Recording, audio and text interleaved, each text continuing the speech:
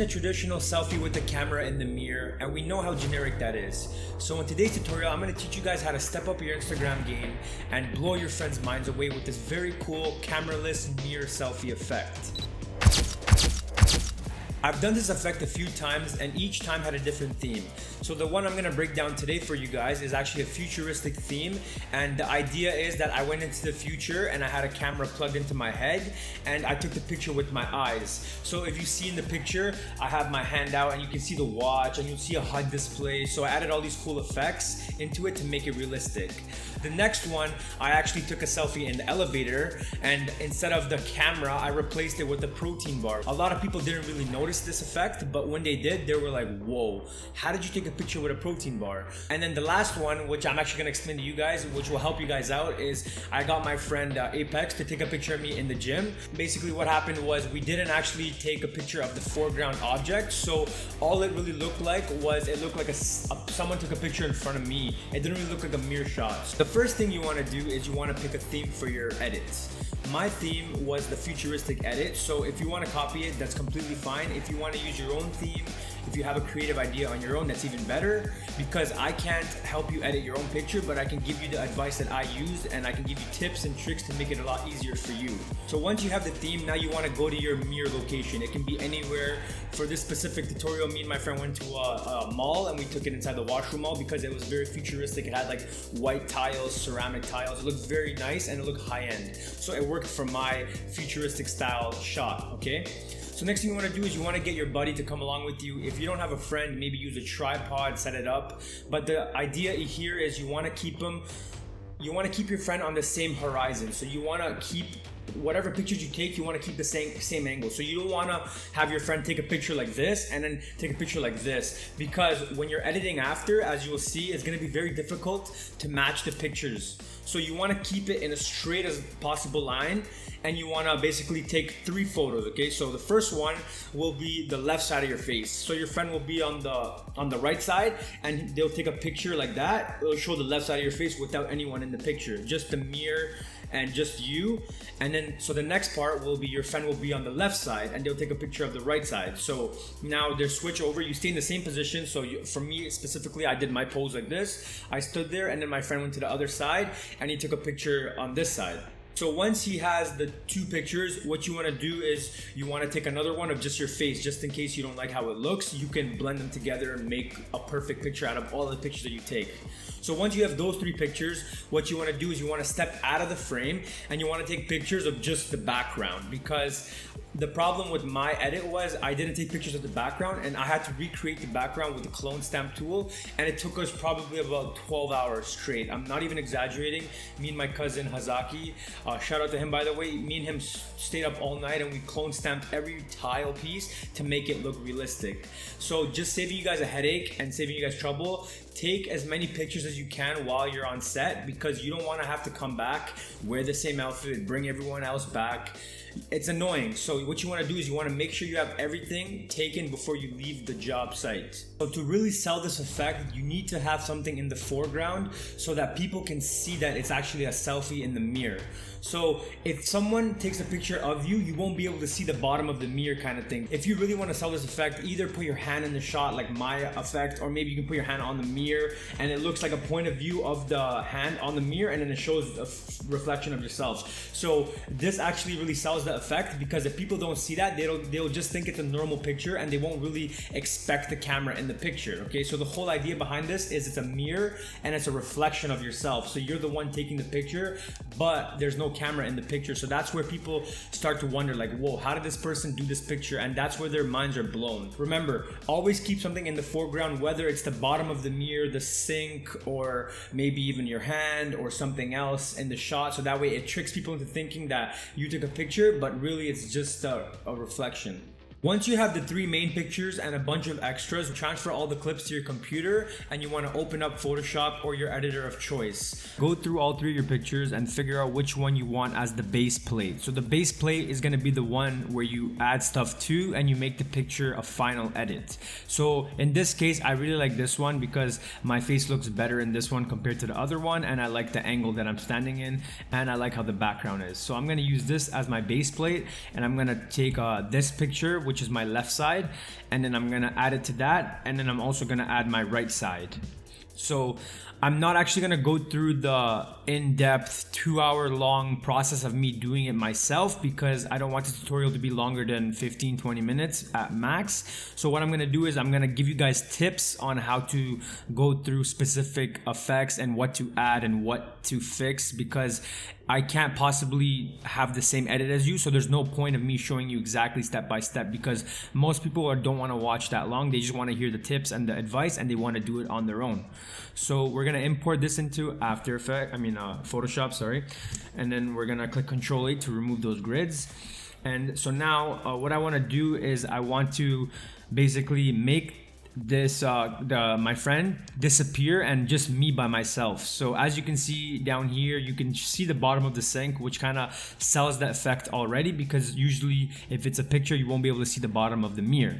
So now I want to import that other picture, so the left side right here, I want to import it right on top.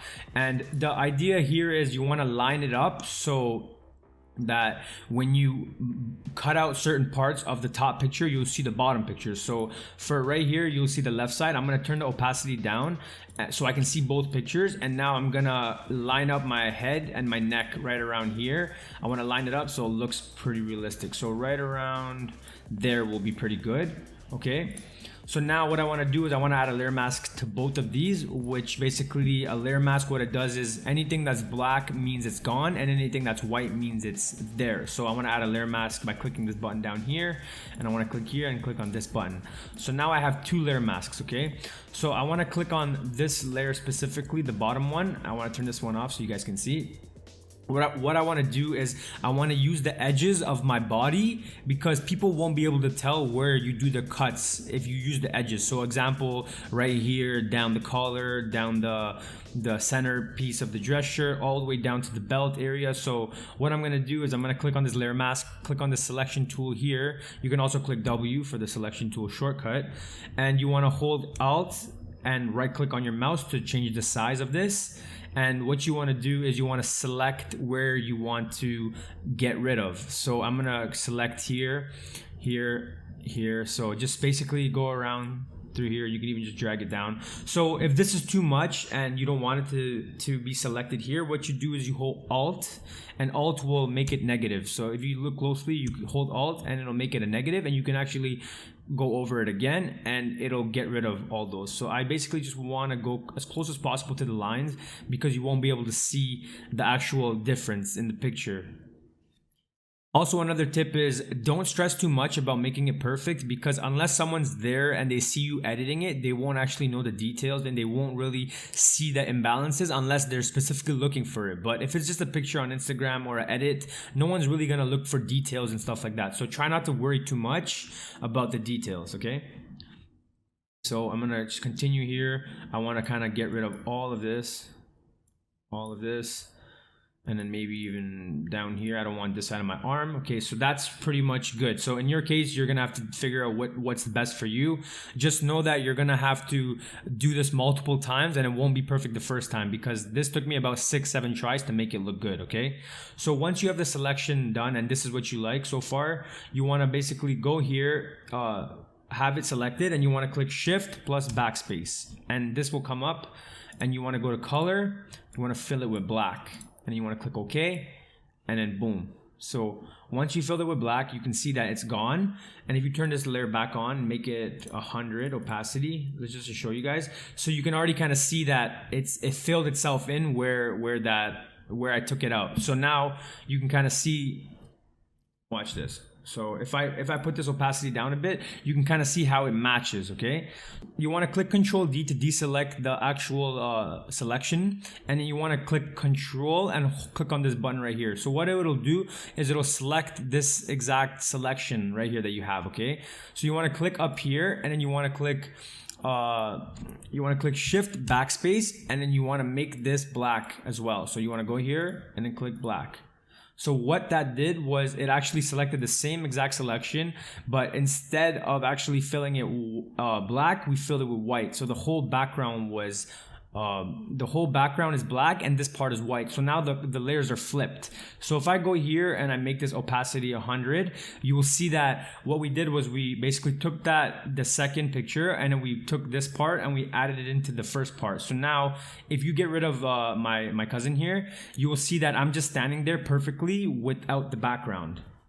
All right, so I'm gonna click Control D again to deselect it, and then you'll see a little bit of edging here. So how you get rid of the edging is you basically you click B on your keyboard to bring up the brush tool right here, and you wanna hold Alt, hold the right click, and also just bring it to the left like that. So you wanna bring the brush down. If you bring it up and down, it'll make the brush hard or soft. So right here, I'm gonna bring it around here, and then I'm gonna click on white, and I'm gonna just draw it in right here. So right here is white, and then you can click X on your keyboard to flip the colors. So flip it, just go like that all the way around. Basically, you wanna just draw it in to get rid of this edge. So right there, I don't really like how that looks. So I'm gonna click X again and then draw it again. And then you wanna zoom in a bit, click on brush, that was bad, Control Z. And then you wanna just pull this up a bit, just enough so it looks realistic, just like that. So, and then this side we don't really care about, and then just the back of it, boom. So, like I said, guys, don't worry too much about details because people won't be able to tell unless they look for them, and unless they're there, they won't be able to look for exactly what the specific details are. So just go throughout the picture, figure out where you wanna fix. Go, click brush. And you want to get rid of him so the whole effect looks realistic.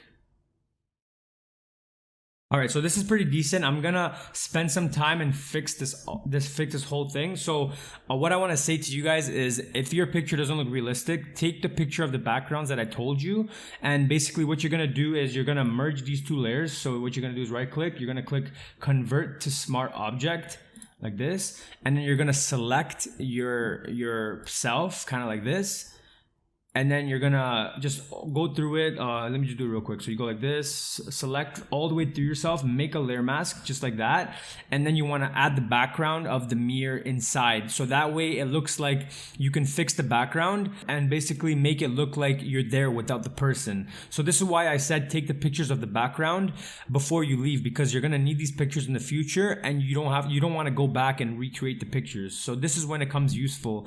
If you don't have pictures of the background, what you're gonna have to do is you're gonna have to clone stamp and recreate the background, which is what we did in the actual edit. So let me show you guys what I mean by that. This whole background over here, it's all recreated with clone stamp over like 10 to 12 hours of straight clone stamping. So we would actually, let me show you guys what I mean by that. So we would click on S. S is this clone stamp tool right here. Click on this picture, and then what we do is we bring this down here, and then we would click on maybe whatever we want. So maybe here, and then we clone stamp it to about here, right like that. And it'll say, okay, you need to rasterize a layer. So we'll rasterize it. And then you want to clone stamp, clone stamp, clone stamp, clone stamp. So just like that. And then here you want to do this again. So you go here and then maybe about there. So as you can see, this is a lot of work, but because we wanted the picture to look perfect, we spent the time and we did this.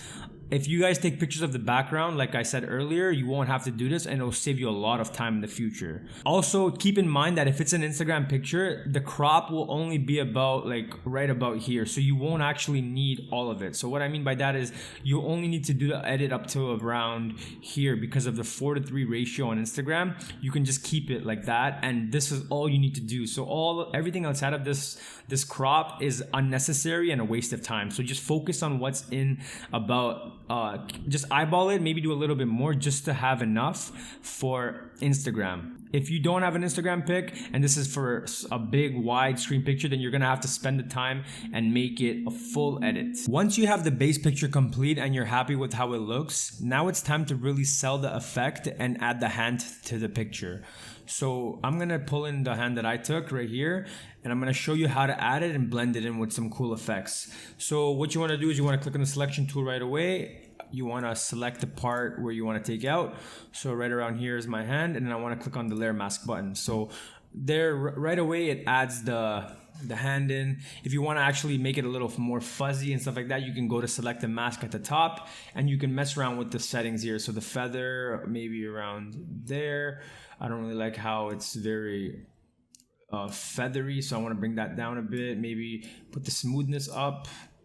Maybe bring the contrast up a bit. So you want to play around with this. You can always use the brush tools and draw in what you want and fix what you want after. But this is a cool way to just do it. So you can actually go to like overlay, black and white. You can see everything here on white. You can just see all the different stuff. So I'm going to click OK for now. I kind of like how that looks. I want to click on this side here, click Control T. I want to rotate it a bit, maybe bring it around here. Bring it up a bit. So now the whole point is just to make it look realistic like I did in my final, and you want to sell the effect and make it look like it's actually there. So right now it looks pretty good how the angle is and everything like that, but the problem here is it doesn't really match with the picture because this is too saturated, it's too bright, it doesn't really match with this background right here. So you want to remember that it has to match. When you're adding pictures into a composite, you want to make them match. So what I'm going to do is I'm going to use these adjustment layers over here in Photoshop, and I'm going to add different effects to it. So first thing I'm going to do is I'm going to go to brightness and contrast, and I want to bring down the brightness a little bit because it's too bright in my opinion. So right away we didn't actually link it to this layer, so it's going to change the whole brightness for the whole edit. So you want to click this button right here, and it'll actually give you a little down arrow, and it'll link with the layer itself. So once it's linked, it'll only affect the layer. So it's too bright. I'm going to bring it down a bit, maybe contrast down a bit. All right, that's pretty good for there. I'm going to add also a hue and saturation. Maybe I'll bring the saturation down just a tiny bit. The lightness of it. Oh, again, so we didn't actually link it. So you want to click this right here. It'll link it to that exact layer. So right around here, maybe saturation up a bit actually. Okay, that's pretty good. Also, we'll add levels to it just to mess around with this a little bit more, see if we can make it better. So once again, click here, right around there.